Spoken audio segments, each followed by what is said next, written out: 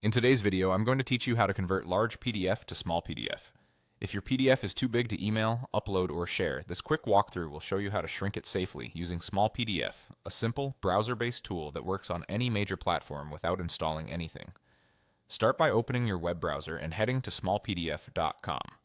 This site hosts a suite of PDF tools and will be using the compress feature. Once the page loads, look for the sign-in options and click Continue with Google. This is the fastest way to access the tools and helps you keep your files organized. When Google's account picker appears, select your account to proceed. If you're already signed in, you might be taken straight back to Smallpdf without additional prompts. After you're logged in, locate the compress tool on the home page and click it. This opens the compression workspace where you can add your large PDF. You can drag and drop the file directly into the window or use the file picker to browse your computer. Cloud storage options may also be available if your document is stored online. Once your file is uploaded, click Compress to start the process. Depending on your file, you might see options like normal or strong compression.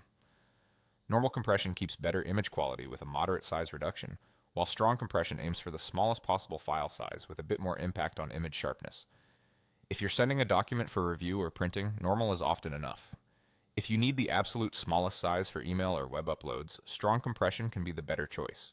Either way, your text content remains readable in most cases. Give the tool a moment to process. Larger files or PDFs with many images can take a little longer. When Smallpdf finishes, you'll see a result page showing how much space you saved.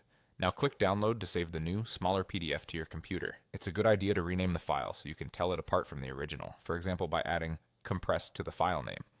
Before you share it, open the compressed version and skim a few pages to confirm the quality looks right for your needs. And that's it. You've successfully reduced a large PDF to a smaller, shareable file using Smallpdf. If you found this helpful, keep this workflow handy for future documents and enjoy faster uploads and smoother sharing.